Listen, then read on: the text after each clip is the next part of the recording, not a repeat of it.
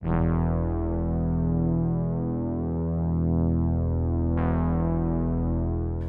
we are taking a look at one of the most infamous serial killers in modern history.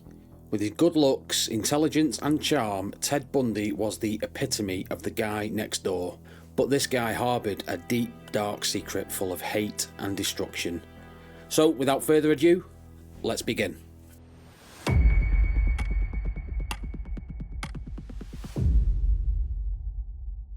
Theodore Robert Bundy entered the world on November 24th, 1946 in Burlington, Vermont, under a cloud of secrecy and shame. His birth was a source of deep humiliation for his mother, Eleanor Louise Cowell, who went by Louise, and her deeply religious parents, and at the tender age of 22, Louise found herself an unwed mother, forced to deliver her son in a home for those in her situation. Now, the circumstances surrounding Bundy's conception remain shrouded in mystery, as his birth certificate listed his father as unknown. This enigma would persist, leaving the identity of his biological father unconfirmed. After his birth, Louise brought her newborn son to her parents' home in Philadelphia, embarking on a journey that would shape the early years of the future serial killer's life. The stigma surrounding his illegitimate status cast a long shadow, setting the stage for a childhood marred by secrecy. While the identity of Bundy's biological father remained officially unknown, various theories and speculations have emerged over the years, each offering a different possibility. One of the most prominent theories comes from Anne Rule, a former co-worker of Bundy's and the author of the book The Stranger Beside Me. Rule suggested that Bundy's father may have been Lloyd Marshall, an Air Force veteran and graduate of Penn State University. And this theory lends credence to the idea that Bundy's roots may have been intertwined with the military and academic circles. However, other sources paint a completely different picture, claiming that Ted's father was a man named Jack Worthington. These accounts add another layer to the mystery surrounding Bundy's paternal lineage. But perhaps the most disturbing rumour circulating is the notion that Bundy's father was also his grandfather, a twisted tale of incest that would cast a dark shadow over his already troubled beginnings. However, this was apparently debunked by psychiatrist Dorothy Lewis, who performed a DNA test using Bundy's blood, which she said confirmed he was not a product of incest. But in an effort to conceal the truth of his illegitimate birth, a veil of deception was woven around Ted Bundy's early life. He was raised under the guise of being the adopted son of his grandparents, while his own mother, Eleanor Louise Cowell, was presented to him as his sister. This elaborate ruse was a desperate attempt to shield the young Bundy from the stigma that accompanied his unconventional origins. A few years after his birth, Cowell and her son relocated to Tacoma, Washington, where she wanted to forge a new path for their lives. In 1951, she took the fateful step of marrying Johnny Bundy, a decision that would forever alter the course of Ted's life. Although he took on his stepfather's surname, reports suggested that Ted harboured little respect for the man, resenting his perceived lack of education and his working class status.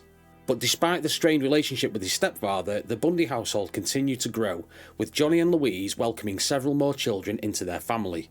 And this only added to the complexity of Ted's upbringing as he navigated the web of family relationships and the secrets that surrounded his true origins. On the surface, Ted Bundy's upbringing appeared to be that of a content, working-class family. However, beneath this facade, the seeds of a disturbing fascination with the macabre took roots at an alarmingly young age. Around the tender age of 3, Bundy exhibited an unusual interest in knives, a hint of the darkness that lay dormant inside him. Despite being a shy yet intellectually gifted child who excelled academically, Bundy struggled to forge meaningful connections with his peers, and this social isolation, coupled with his morbid curiosities, created a fertile breeding ground for the development of his twisted psyche. According to Matt DeLisi, a criminologist at Iowa State University and the author of the 2023 book Ted Bundy and the Unsolved Murder Epidemic, Bundy's disturbing behaviour manifested in chilling ways. He was known to dismember mice in the woods and exhibited a complete lack of empathy, showing absolutely no signs of remorse, guilt, embarrassment or shame. As Bundy navigated the turbulent waters of adolescence, the darker aspects of his character began to surface with greater intensity. He developed a penchant for peering into others' windows, violating their privacy with a sense of entitlement. Moreover, he thought nothing of stealing items that piqued his interest, disregarding the boundaries of societal norms and the laws. In 1972, Ted Bundy graduated from the University of Washington with a psychology degree. Though he gained admission to law school in Utah, he never actually completed his legal studies. During his time at the University of Washington, Bundy fell deeply in love with Diane Edwards, a wealthy and beautiful young woman from California.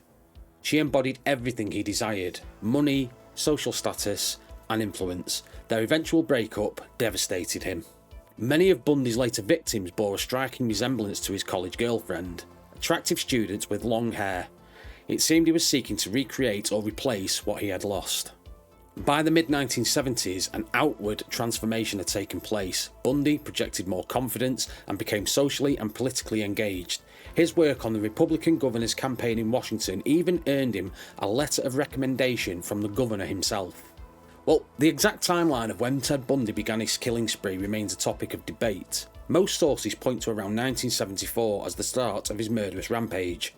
During this period, an alarming number of women went missing in the Seattle area and nearby Oregon.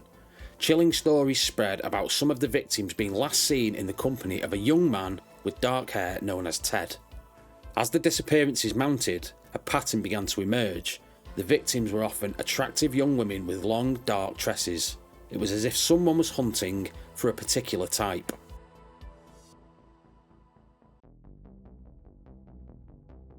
On this fateful night, Ted Bundy's reign of terror allegedly began. While enrolled at the University of Puget Sound's law school, he viciously attacked Karen Sparks, a student at the University of Washington. Bundy made his way into Sparks' Seattle home, where he unleashed a brutal beating upon the unsuspecting young woman. The merciless assault left her fighting for her life. Sparks actually became one of the few survivors of Bundy's sadistic attacks. However, the price was devastating. She suffered permanent brain damage from the vicious onslaught. This horrific incident marked a chilling turning point. The once promising student had now crossed an unspeakable line into violence against innocent victims.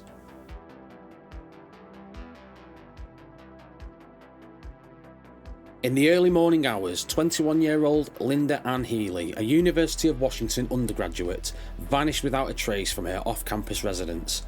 The scene she left behind was deeply unsettling. Her bed appeared neatly made, but the pillows were stained with blood, a chilling sign of foul play. Despite an intensive search, Healy's whereabouts remained a mystery for over a year.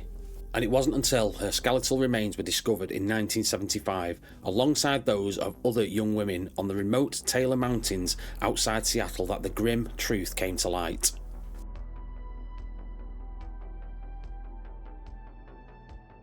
On this fateful summer day, the peaceful shores of Lake Sammamish State Park became the site of an unthinkable crime. Within a mere 3-hour window, 2 vibrant college students, Janice Ott and Denise Nayland, vanished without a trace. Witnesses reported seeing a young man named Ted, his arm suspiciously in a sling, approaching the women under the guise of seeking help to unhook a boat from his car. His description matched that of an injured Ted who had been spotted lurking near local schools from which several female students had recently gone missing. Chillingly, many of these disappeared young women shared a haunting similarity: long hair parted neatly down the middle.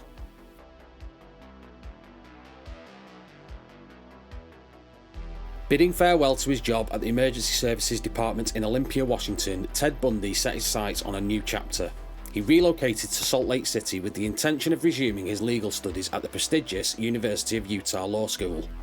On the surface, this geographic move appeared to be a calculated step towards furthering his academic and professional ambitions.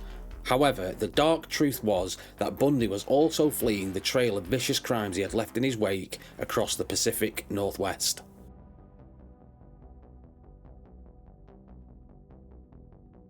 Now donning the disguise of an authority figure, Ted Bundy unleashed a calculated day of terror in the city of Murray, Utah. His sinister ruse as a police officer allowed him to lure 18-year-old Carol DeRonch from a local mall into his tan Volkswagen Beetle. Once inside the vehicle, Bundy's true predatory nature emerged as he attempted to handcuff the unsuspecting young woman. Fortunately, DeRonch managed a daring escape, fleeing from the clutches of her would-be captor.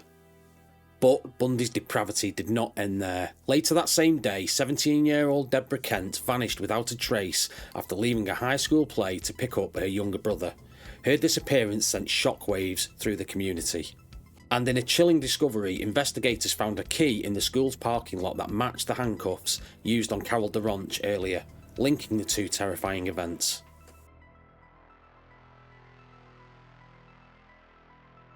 The picturesque ski resort village of Snowmass, Colorado became the latest backdrop for Ted Bundy's murderous rampage. On this chilly January day, 23-year-old nurse Karen Campbell vanished without a trace from her hotel. Campbell had simply stepped away from the lobby to retrieve a magazine from her room, a seemingly innocuous errand, but she never returned. Weeks later, the grim discovery of Campbell's body, discarded in a snowbank just outside the village, shattered any remaining hopes of her safe return. The young nurse's life had been brutally cut short, another name added to Bundy's growing list of victims. But this deadly detour in Colorado not only demonstrated Bundy's geographic range, but also his utter disregard for location or circumstance when it came to satisfying his homicidal urges. No place, not even an idyllic ski resort, was off limits to the cunning and remorseless killer.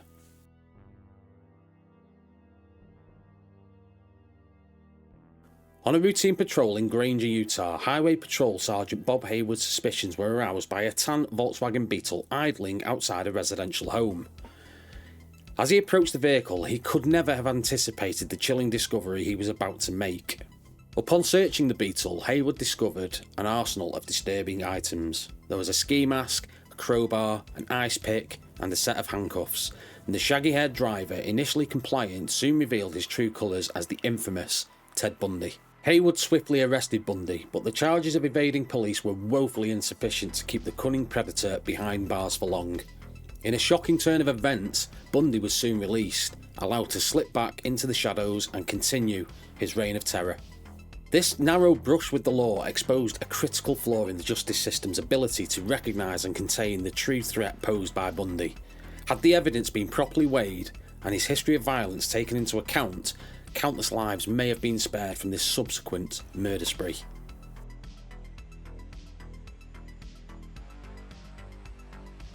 So after a string of near misses and failed identifications, the veil concealing Ted Bundy's true nature was finally lifted on this fateful autumn day. In a tense police lineup, the very women he had terrorised came face to face with their attacker once more. Carol DeRonch, the young woman who had narrowly escaped Bundy's clutches nearly a year earlier, did not hesitate in her recognition. With unwavering conviction, she pointed directly at the man who had lured her into his vehicle under the guise of authority. But DeRonch was not alone. Two other survivors, their lives indelibly marked by encounters with the same dangerous predator, also identified Bundy as their assailant, leaving no shred of doubt. And in that moment, the facade of the well-mannered, unassuming student crumbled. Bundy's carefully cultivated veneer of normalcy was shattered, exposing the monster that had been lurking beneath all this time. And the law swiftly responded, arresting Bundy and charging him with attempted kidnapping, the first of many charges that would eventually unmask the full extent of his depravity.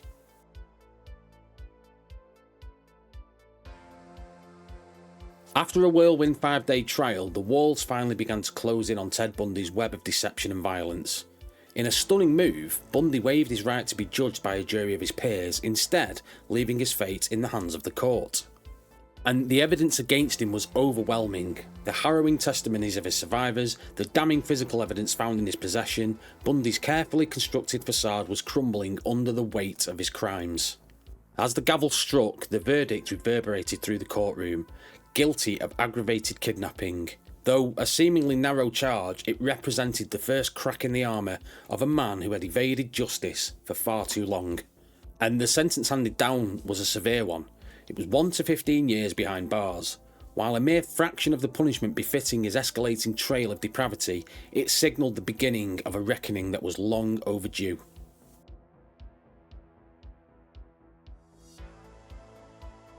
The walls continued to close in on Ted Bundy as the full extent of his depravity was gradually exposed. On this fateful day, investigators finally amassed the damning evidence needed to charge him with the ultimate crime, first-degree murder.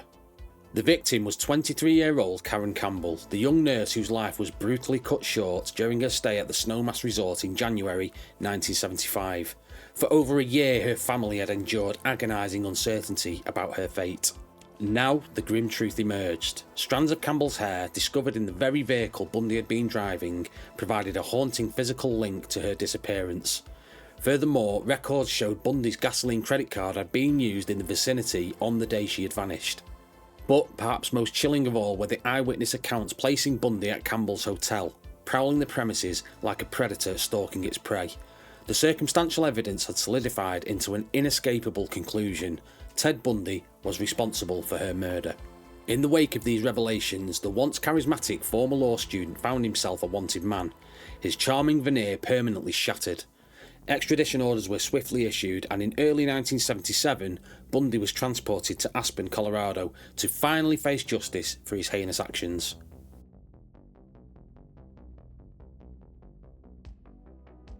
In a daring and calculated move, Ted Bundy exploited a critical lapse in security protocols to orchestrate his temporary freedom.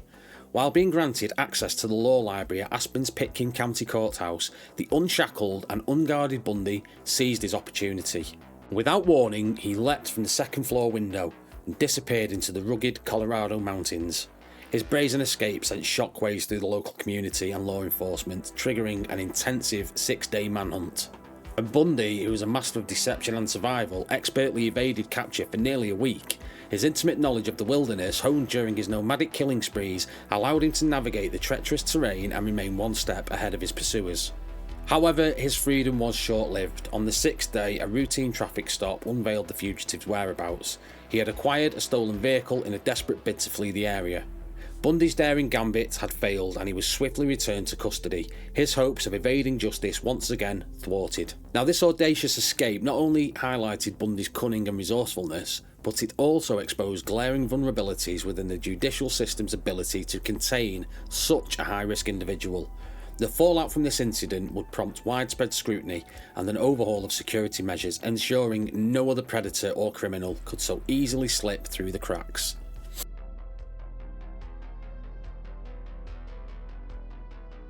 Defying all expectations and security measures, Ted Bundy orchestrated yet another daring and meticulously planned escape.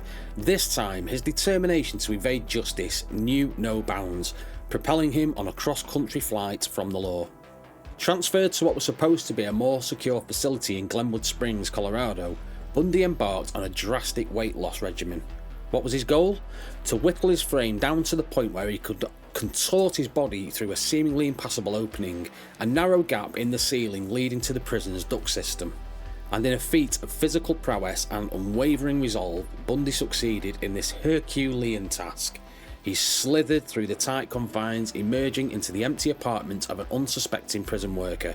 And with swift precision, he shed his inmate garb and acquired a new set of civilian clothes, effectively disguising who he was.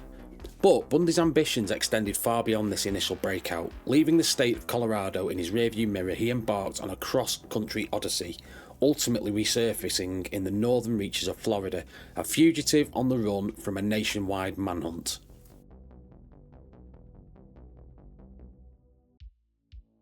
In the early morning hours, the tranquil campus of Florida State University was shattered by an act of unimaginable brutality. Under the veil of darkness, Ted Bundy, the elusive fugitive, unleashed a vicious rampage that would forever scar the close-knit community. And Bundy's first target was the Chi Omega sorority house, where he gained entry at around 3 a.m. With chilling calculations, he made his way through the residence, strangling the life out of 2 vibrant young students, Margaret Bowman and Lisa Levy. Their promising futures were violently extinguished by the hands of a remorseless killer. But Bundy was not done there. In a frenzied attack, he viciously assaulted Kathy Kleiner and Karen Chandler with a blunt, club-like object, leaving them battered and fighting for their lives. Satisfied with the carnage he had wrought, Bundy slipped away into the night, leaving a trail of shattered lives. His reign of terror, however, was not yet complete. Just blocks away, Bundy invaded another home, subjecting student Cheryl Thomas to a brutal assault that would leave her permanently scarred, both physically and emotionally. In the aftermath, a pall of fear and grief descended upon the FSU campus and the surrounding community. The survivors, Kleiner, Chandler and Thomas, though miraculously still alive, were left grappling with the trauma of an encounter with pure evil, unable to provide any description of their assailant.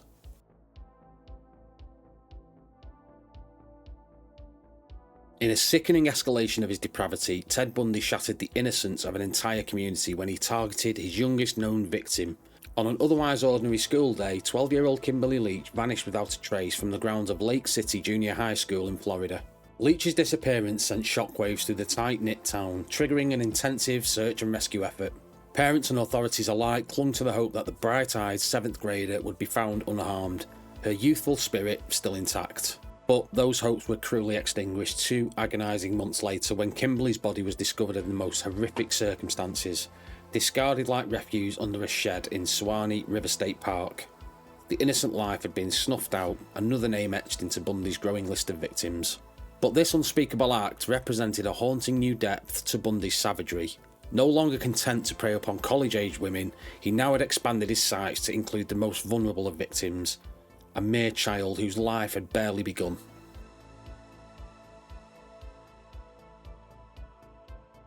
In the early hours before dawn, the long-running manhunt for Ted Bundy finally came to a dramatic conclusion on the streets of Pensacola, Florida. Officer David Lee, on routine patrol, noticed a suspicious vehicle with its headlights off and initiated a normal traffic stop. What transpired next was a violent confrontation that would etch itself into the annals of law enforcement history. Upon running the plates, Lee discovered the car had been reported stolen, which raised the stakes exponentially. As he attempted to apprehend the driver, Lee found himself embroiled in a desperate struggle, fighting to subdue a man who would soon be unmasked as one of the nation's most infamous fugitives. Initially unwilling to reveal his identity, the suspect's veneer of deception eventually crumbled under intense questioning. In a chilling admission, he finally uttered the 2 words that had struck fear into communities across the country: Ted Bundy. And in that moment, the culmination of a nationwide manhunt was realised. The predator, who had evaded justice time and time again, leaving a trail of shattered lives in his wake, had finally been captured. As Bundy was led away in handcuffs, a collective sigh of relief swept across America. This monster had been contained, the nightmare was over, or so it seemed. And little did the nation know the full extent of Bundy's depravity had yet to be revealed. The coming days and weeks would unleash a torrent of horrific revelations, each more shocking than the last, as the true scope of his killing spree came to light.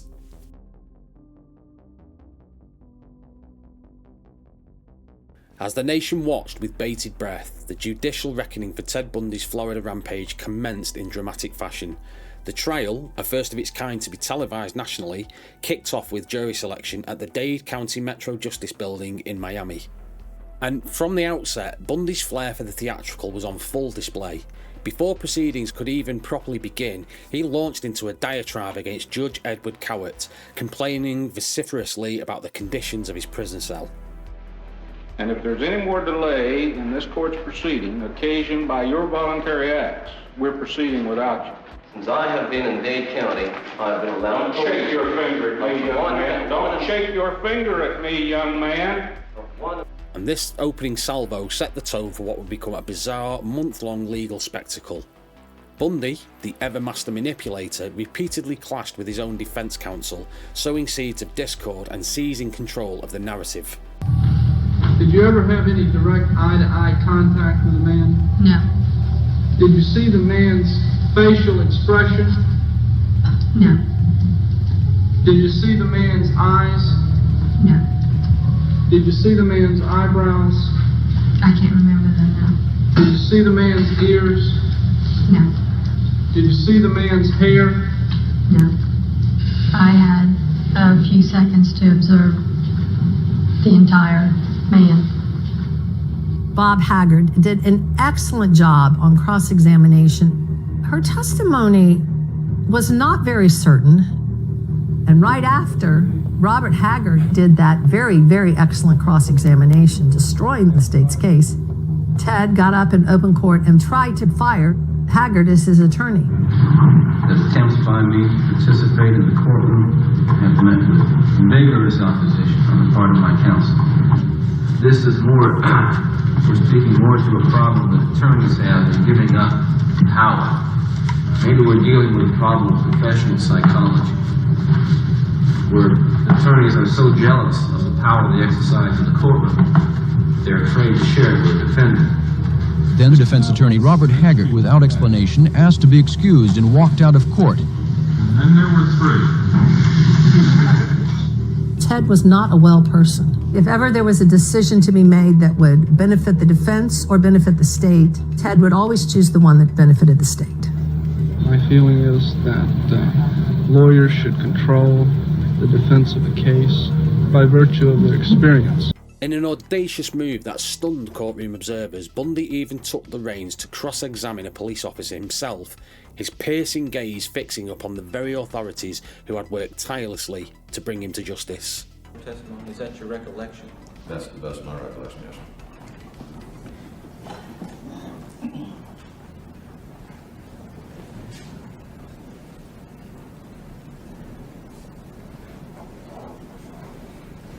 Going back to the time you entered Lisa Levy's room for a moment, directing your attention to that occasion, can you describe the exact position, as best as you can recall, of Miss Levy's body as you saw it when you first entered the room? Objection, repetition. He's previously described it. Recall the position of her arms.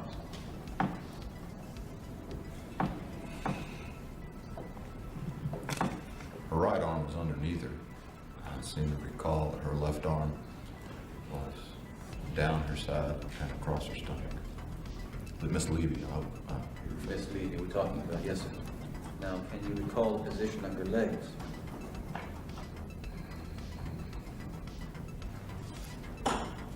I seem to remember that her right leg was basically straight down her body, and her left leg was in front of it, sort of flopped over.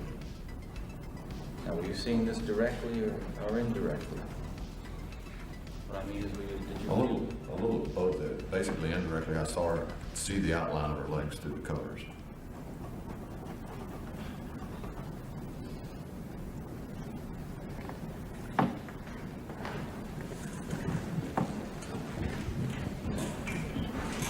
Did you notice any debris in Lisa Levy's room? No, sir.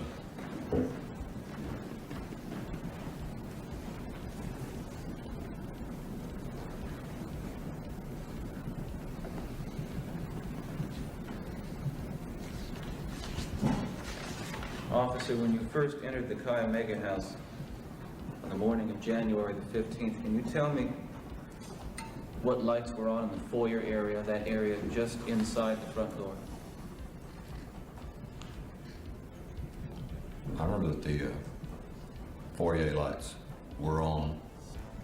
Which ones, I do not recall. I know from experience that there is a lamp immediately in front of the doors, but I can't recall if it was on or not. You say from experience? Yes, sir. I've been to the house many times. Had you been to the house before January the 15th? Oh, yes, sir. Have you been to it since? Yes, sir. In relation to this case? No, sir.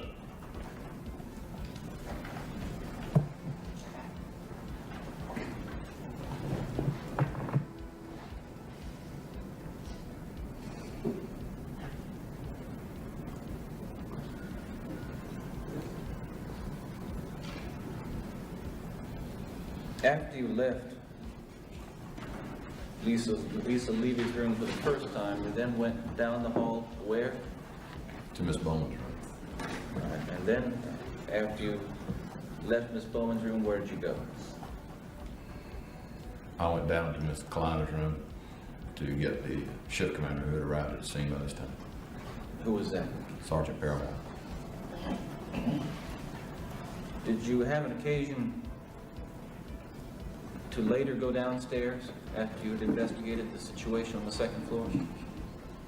Yes, sir, but that was much later. How much later? 30 to 45 minutes later.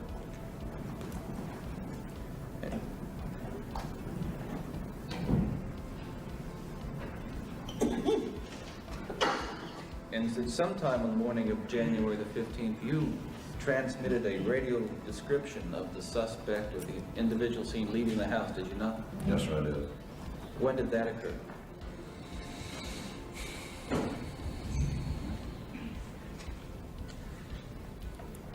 I believe it was after I had already been to Miss Bowman's room. Were you upstairs or downstairs? Upstairs. Okay. How did you manage to get this description out of the police radio? Objection. Terry Allen. I'll let him answer the question. I don't understand the question, sir. How Was the description you gave broadcast over Yes, sir. police frequencies? Yes, sir, I broadcast it, and then the dispatcher repeated it. Can you tell me what a bolo is? That's an anagram standing for be on the lookout. Is that essentially what the description you gave that morning was, a bolo? Yes, sir. Do you know if that description was transmitted, broadcast to other agencies other than the Florida State University Police? Objection to materiality. I'll let him answer if he knows. If you know. I advised the dispatcher to call the other agencies. Do you know whether the description you broadcast, the bolo, was given before or after Officer Brannon's description of the individual seen leaving the house? It was after.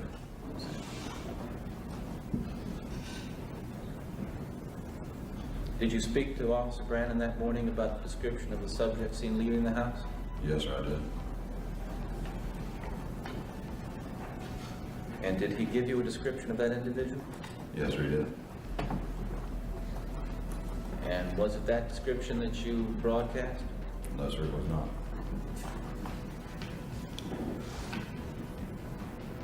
Had you talked to anyone else in addition to Officer Brannon who gave you a description of the subject seen leaving the house?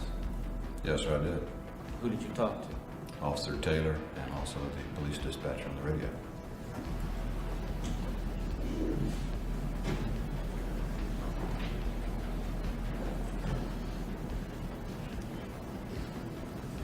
Didn't you also talk to Officer Kelly? That was later on, yes, sir. That was after your broadcasting of the description? Yes, sir.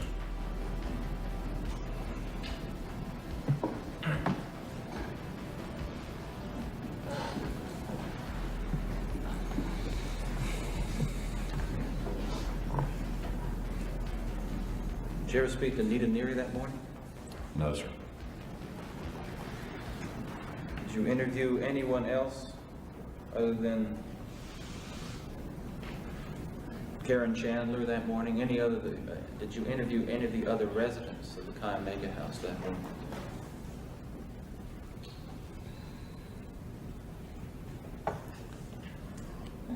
I spoke to some of the other girls, but I did not take down any names, and I did not use any of the descriptions in my reports.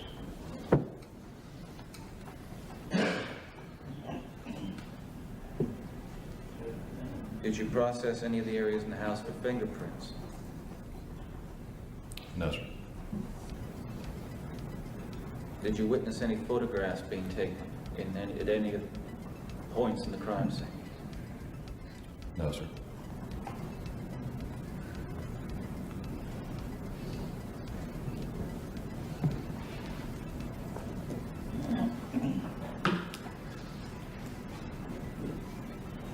And when did you leave the Chi Omega house that day? You can recall. After the investigators from my department and the sheriff's office and the city police had arrived, there was a briefing session in the dining room area where I was called in, and I told them what I had seen and what I had done. At that point, I was advised that I was to return to patrol and to assist in the search of the area.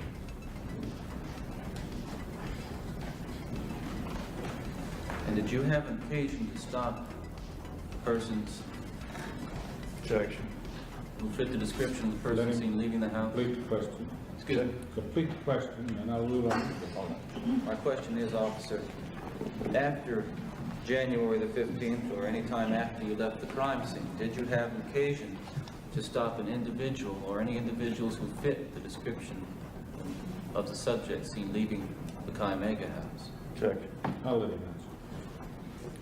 It was a fairly broad description, so I stopped several individuals, yes, sir. It's a fairly broad description, sir.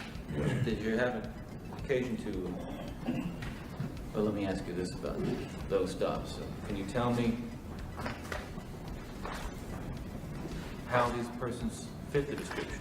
Objection. I'll sustain that. Do you recall the names of the individuals you stopped? Objection. Sustained. Did you make reports based upon your stopping of these individuals? Objection. Material. I'll let him answer that. We fill out a card. It's called a field interrogation report. Perhaps most chilling of all were the moments when Bundy took to the stand himself, referring to himself in the third person as he spun his web of deception. It was a haunting reminder of the disconnect between the man on trial and the remorseless killer he had become. As the televised proceedings unfolded, a nation found itself transfixed by this real-life courtroom drama. Ted Bundy, ever the showman, seemed to revel in the attention, playing to the cameras and manipulating the public perception of his trial.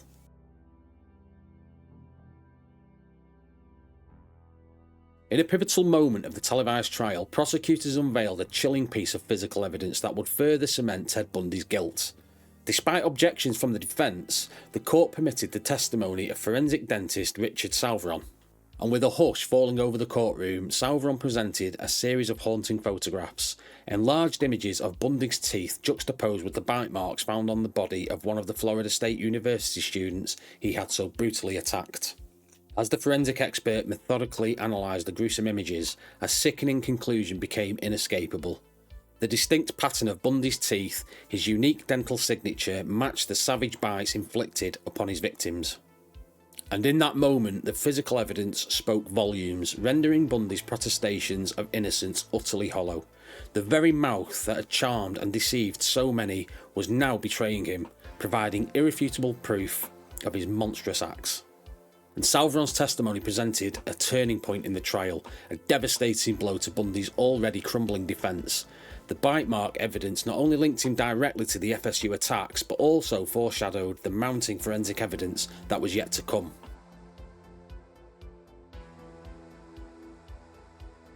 The nation held its collective breath as the jury delivered its verdict in the highly publicised trial of Ted Bundy. After less than 7 hours of deliberation, the panel of 7 men and 5 women reached a unanimous decision that would seal the notorious serial killer's fate. Ted Bundy was found guilty on 2 counts of first-degree murder for the brutal slayings of Florida State University students Margaret Bowman and Lisa Levy. Defendant, please step forward.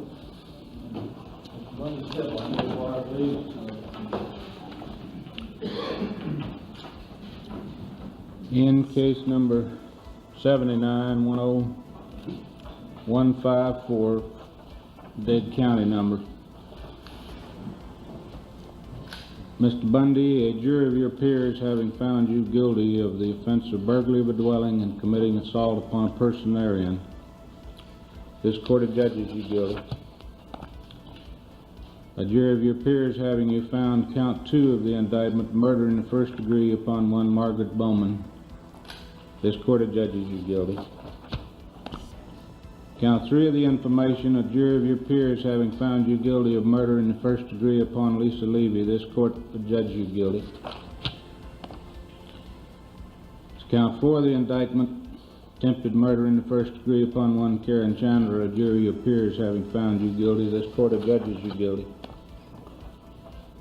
Count 5 of the indictment, attempted murder in the first degree upon one Kathy Kleiner, a jury of your peers having found you guilty, this court adjudges you guilty. Count 6 of the indictment, burglary of a dwelling and committing assault upon a person therein, to which Cheryl Thomas, a jury of your peers having found you guilty, this court adjudges you guilty. As to count 7 of the indictment, attempted murder in the first degree upon one Cheryl Thomas, a jury of your peers having found you guilty, this court adjudges you guilty. The sentence on these adjudications will be announced after the provisions provided by the law relative to the bifurcated trial are held. The court will be in recess until Saturday morning at 10 o'clock. Everybody remain seated. The judge is out of the courtroom. The jury also convicted him of 3 counts of attempted murder for the vicious assaults on Kathy Kleiner, Karen Chandler and Cheryl Thomas. As the verdicts were read out loud, a palpable silence fell over the courtroom. The families of Bundy's victims, who had endured unimaginable grief and anguish, finally saw justice prevail. The man responsible for shattering their lives had been held accountable in the most absolute terms. For Ted Bundy himself, the reality of his crimes could no longer be denied or played down. The weight of the evidence, from forensic analysis to eyewitness testimony, had proven too overwhelming for him to overcome. His meticulously crafted facade of innocence lay in tatters. The following week, the final hammer blow was delivered. Ted Bundy was sentenced to death by electrocution, the ultimate punishment for his unspeakable acts of depravity. As he was led away, the nation breathed a collective sigh of relief, knowing that this chapter of his darkness had finally reached its conclusion. Judge Cowart gave a startling statement towards Bundy at the trial, stating, "The court finds that both of these killings were indeed heinous, atrocious, and cruel, and that they were extremely wicked, shockingly evil, vile, and the product of a design to inflict a high degree of pain and utter indifference to human life. This court, independent of, but in agreement with, the advisory sentence rendered by the jury, does hereby impose the death penalty upon the defendant, Theodore Robert Bundy." Take care of yourself, young man. Thank you. All right, I say that to you. Take care of yourself. It's a tragedy for this court to see such a total waste, I think, of humanity that I've experienced in this court. You're a bright young man. If you made a good lawyer, I'd love to have you practice in front of me. You went another way, partner. Take care of yourself. I don't have any animosity to you. I want you to know that.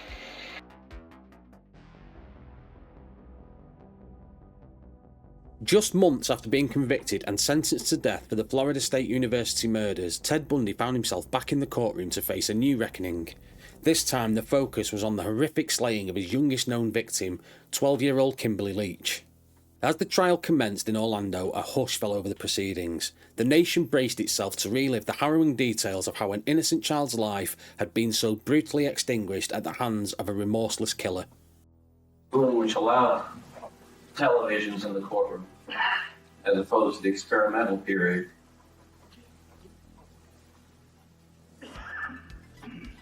And so, it's not unreasonable to assume that the great majority of people in this state watched me being tried and convicted of 2 murders in the Kayamega case in Miami. Now you recognize, Judge Joplin, you recognize the effect of this publicity. I think you recognize it as a jurist, but you also recognize it as an intelligent scholar and as a human being. And so you allowed this trial to be moved from Lake City to Live Oak, and then from Live Oak to Orlando. I think, if I'm not mistaken, that you would have to admit to yourself, and I believe you have stated on the record, that the publicity that has tainted this case, and which has brought about the verdict that we have here today, was statewide. There's no way. The court has never stated that the publicity has tainted the trial or the verdict in this case. I meant to say the recognized publicity was statewide. It's my contention that it tainted and contaminated this case. And that we could not escape it. We could not escape the reality in which publicity in presentation, in this case, could not escape the way in which it influenced the jury that heard this case. Now, Your Honor, you recognized at one point, I believe here in Orlando, and correct me if I'm wrong, as I recall, you said in connection with our motion to continue this trial, that based upon what you knew, Orlando was as fair a place for this trial to be held as any other place in the state. Well, Your Honor, that's sort of treating fairness like a loaf of bread and saying that half a loaf is better than none. And what we got here in this courtroom was half a loaf of fairness. Because we had to, because the state and the court felt this trial had to go forward this time. So we went forward with jury selection. And as one of my attorneys observed, after several days, it was less a task of jury selection and more a task of jury imposition. And what kind of jury did we get as a result?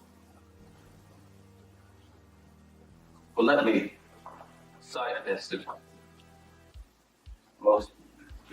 most typical example of the jury we got is a man who is responsible for the actual printing of the Orlando Sentinel-Star, which printed some 283 articles concerning me and cases concerning me and about my background, the man Patrick Walski. The man who was placed in that jury box when we were defenseless, when we had no more peremptory. The man who later became jury foreman. And the man who's been quoted in the papers as saying, well, he was guilty all, as I saw it, he was guilty all along. It wasn't any surprise to us. We listened to Mr. Walski when he was being questioned during voir dire. And there was no more hostile individual who sat in there during jury selection. No more individual more hostile to the defense than the man who eventually became the jury foreman in this case. What a fitting honor that a man intimately involved in generating the pretrial publicity should be placed on this jury when we couldn't get him off, and should eventually become the jury foreman. And what of the evidence? Or the so-called evidence? The evidence in this case didn't come solely from the witness stand. It came from the newsstand and the television set. It came from the town gossip. We weren't limited here to testimony that came from that witness stand.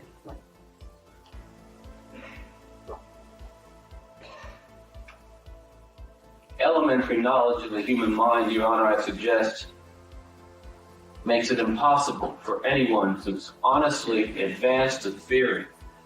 The people who are impaneled here, each and every one of them, with knowledge about my background and allegations about my past, to put that out of their mind.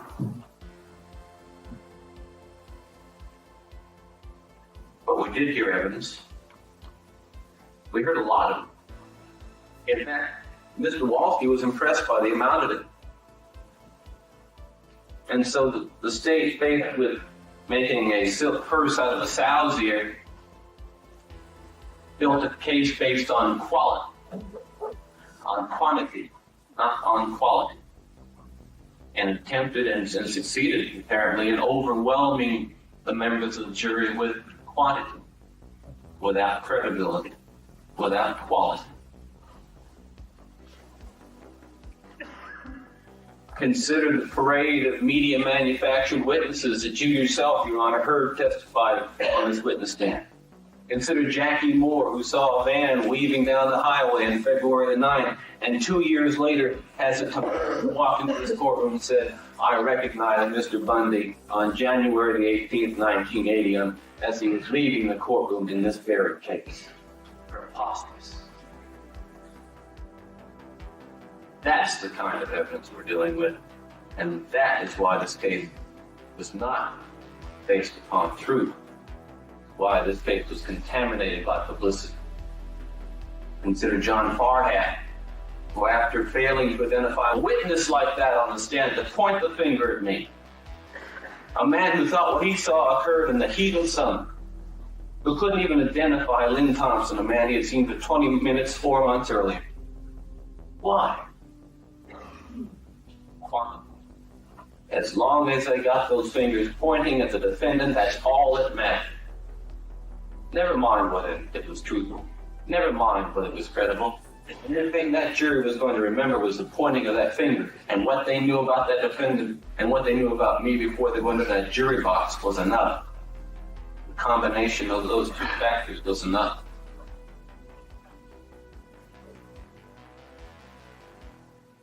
And last but not least, consider Andy Anderson, the fireman, the state's key witness. I don't think the state can deny this. The man who waited 5 months to come forward with his television identification, with his identification procured through the procured through media publicity. A man who had the audacity to tell that jury that he did not do so, that he did not come forward because he didn't want to get involved. The jury must have believed him, must have believed part of what he said. And certainly, the prosecution wanted the jury to believe the testimony of Mr. Anderson. Andy Anderson, remember how he identified me in court? He sat in that witness chair and was asked to look around the courtroom. Asked to look around the courtroom to see if anybody in that courtroom closely resembled the person he had seen in front of Lake City, the man he had seen in front of Lake City. And I sat here like this, and I faced the man, and he pointed the finger right at me. He didn't identify the man in front of Lake City Junior High School. He didn't ask to see a profile. He didn't need a profile. He never needed a profile. All he needed was a face. All he needed to know that that was Ted Bundy, and that was the man he needed to identify. So let's throw this nonsense about needing a profile to identify the man in front of Lake City Junior High School out the window. Andy Anderson's testimony is preposterous.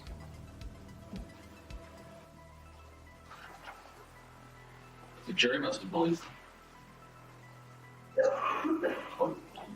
Must have believed him in part. And apparently it made no difference to the jury that the girl Andy Anderson saw was not wearing a coat when we know Kimberly Leach was.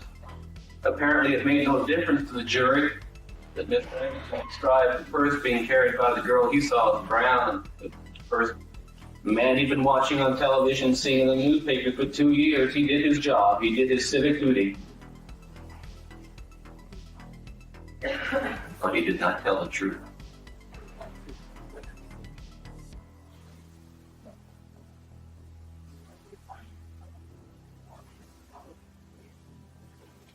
His testimony can't be corroborated.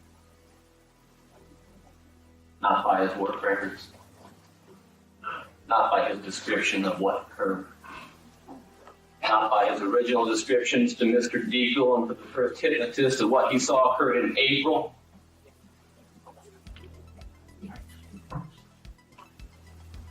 The manner in which the state used publicity to their advantage in procuring this conviction.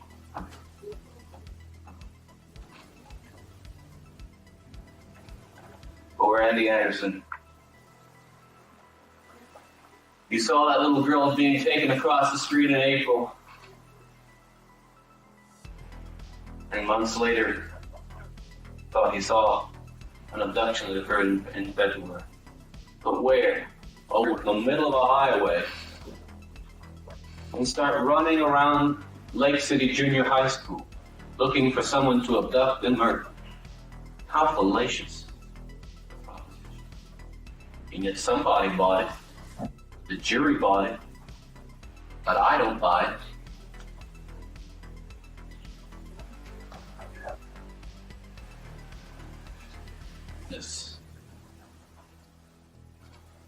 That's not true. It proves nothing. It certainly doesn't prove that I was in that van.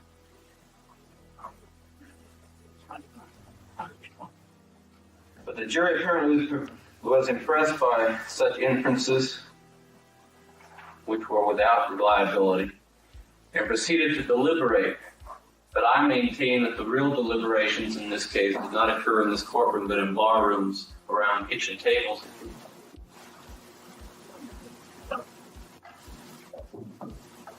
There were no deliberations here. I'm glad Patrick Walke got a chance to chat with a member of the news media. We got some kind of insight into their, quote, deliberations, where it says very, very early in the deliberations, they took a vote. They took 4 votes. It was 9 for conviction, 2 for acquittal, and 1 undecided. 3 weeks of testimony, 100 cases, 100 exhibits, and very early in the testimony, they were overwhelmed by that quantity of evidence. and they were not uninfluenced by those other deliberations that they had engaged in before they came into this courtroom. And they were not unmindful of the publicity that they had heard concerning this case before they came here.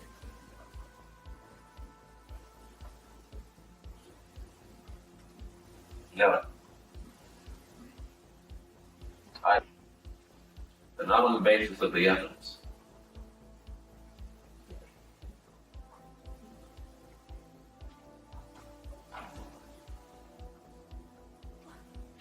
I was not convicted by this jury. A name was convicted. I was not convicted by this jury, but a publicity-created symbol.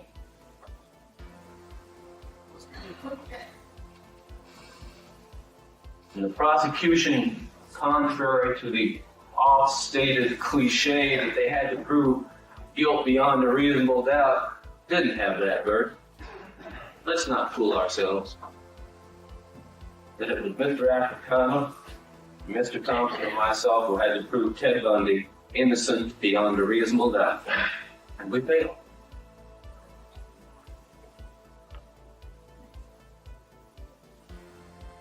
From that witness stand that Ted Bundy was innocent beyond a reasonable doubt. But Kimberly Leach didn't testify.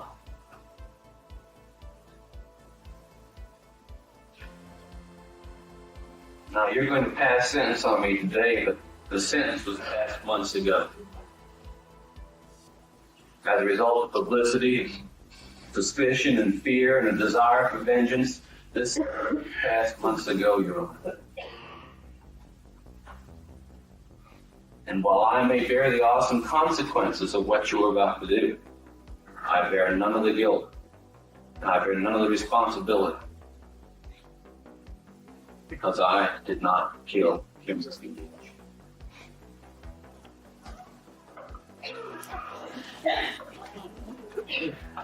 They wish to respond to trial by jury. And after deliberation, a verdict was rendered, finding the defendant Theodore Robert Bundy guilty of the following crimes.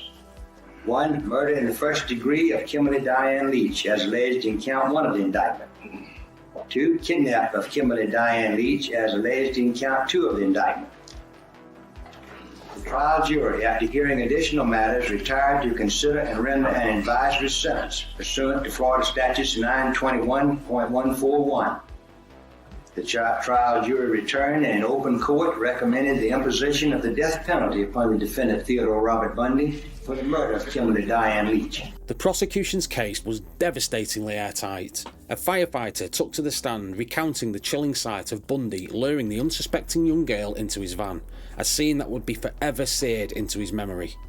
But the most damning evidence came in the form of physical traces left behind. Clothing fibres and inescapable link between Bundy and his victim were found on both of their bodies, tying the predator directly to the crime scene. As the horrific details unfolded, a collective wave of revulsion swept through the courtroom and the nation at large. Ted Bundy's depravity had reached a new, unthinkable depth. He had not only preyed upon young women, but had now stolen the innocence of a mere child. Faced with the mountain of incriminating evidence, Ted Bundy's usual bravado and manipulation tactics proved futile. 1 month later, the jury rendered its verdict: guilty, once again, of murder in the first degree.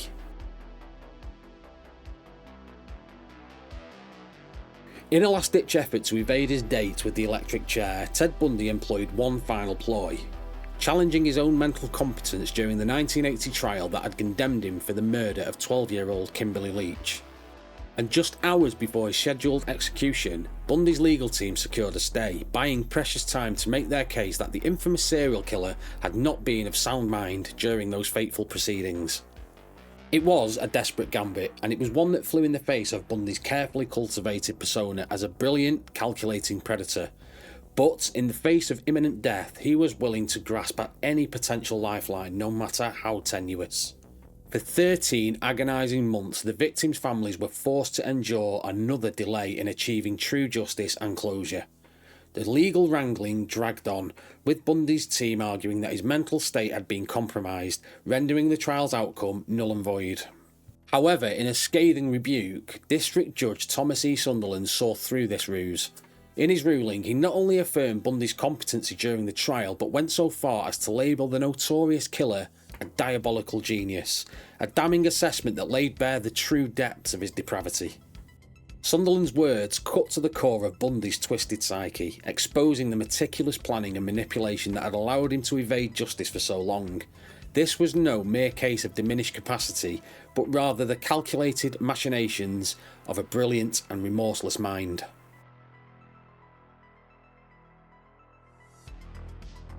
As the final grains of sand trickled through the hourglass of his life, Ted Bundy made a last-ditch attempt to unburden his soul.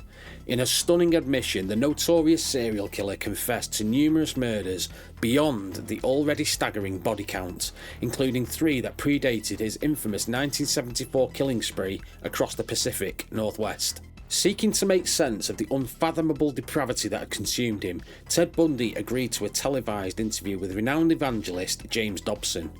In this chilling dialogue, he cast blame upon his addictions to alcohol and pornography, citing them as the catalysts that unleashed the monster within. But as a young boy, and I mean the boy of 12 or 13, certainly, that I encountered outside the home again, in the local grocery store, or the local drugstore, the softcore pornography, what people call softcore. But as I think I explained to you last night, Dr. Dobson, in an anecdote, that as young boys do, we explored the back roads and sideways and byways of our neighborhood, and oftentimes people would dump the garbage and whatever they were cleaning out of their house, and from time to time we'd come across pornographic books of a harder nature than more graphic, you might say, more explicit nature than we would encounter, let's say, in your local grocery store. And this also included such things as, let's say, detective magazines and more those that involve violence. Yes, yes, and and this is something I think that I want to emphasize is the most damaging kinds of pornography. And again, I'm talking from personal experience. Hard, real, personal experience. The most damaging kinds of pornography are those that involve violence and sexual violence, because the wedding of those two forces, as I know only too well, brings about behavior that is just too terrible to describe. No. As Bundy spoke with Dobson, the sound of a ringing telephone pierced the tense silence, and Bundy instinctively turns his head, his eyes alight with excitement, perhaps envisioning it as a last-minute call from the warden to issue a stay of execution. Would it be accurate to call that a frenzy, a sexual frenzy? Well, yes, that's one way to describe it. A compulsion, But that desperate fantasy was swiftly extinguished. It was a desperate bid for absolution, a final grasp at rationalising the irrational acts that had defined his legacy. Yet, even as Bundy sought to shift the responsibility, the weight of his crimes remained inescapable burdens. As the interview aired, providing a glimpse into the twisted psyche of a remorseless killer, the wheels of justice continued to grind forward. In a narrow 5-4 decision, the United States Supreme Court rejected Bundy's 11th hour plea for a stay of execution, clearing the way for his ultimate reckoning.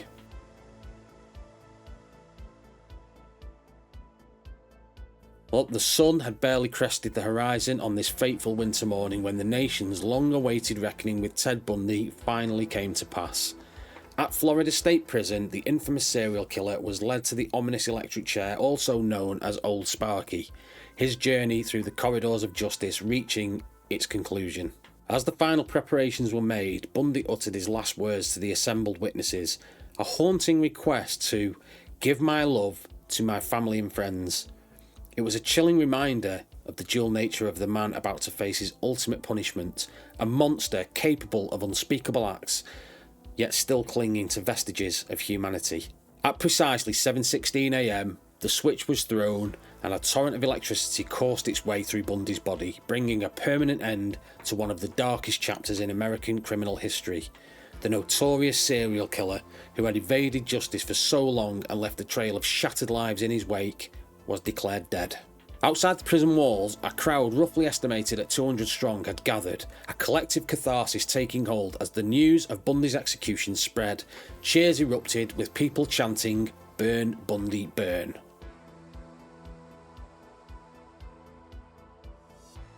Even after his execution, the darker lore of Ted Bundy's depravity continued to captivate the nation.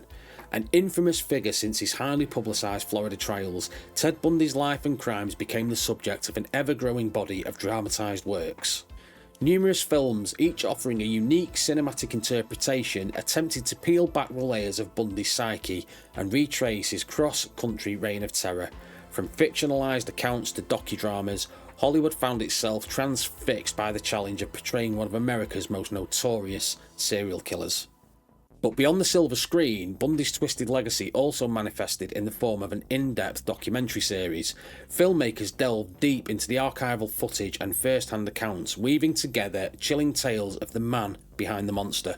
But, and perhaps most prolifically, Bundy's life story spilled onto the printed page through a vast collection of books. True crime authors, psychologists, and even survivors put pen to paper, each offering their own perspective on the deep depravity that had once gripped America. This enduring fascination, whilst morbid, speaks to a fundamental human need to understand the incomprehensible, to peer into the abyss of evil and emerge with some kind of insight.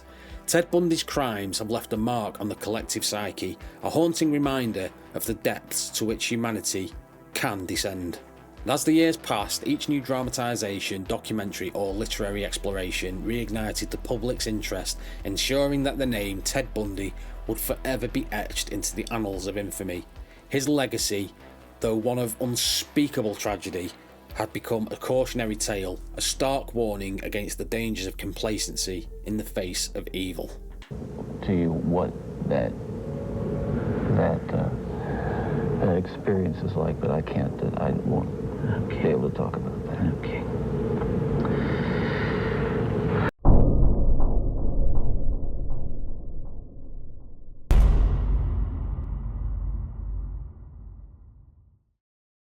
Thank you for being here with me today. My name is Dave and this has been Question Everything. If you got anything out of today's story, please do hit the like button and share the video, as that stuff really does help the channel.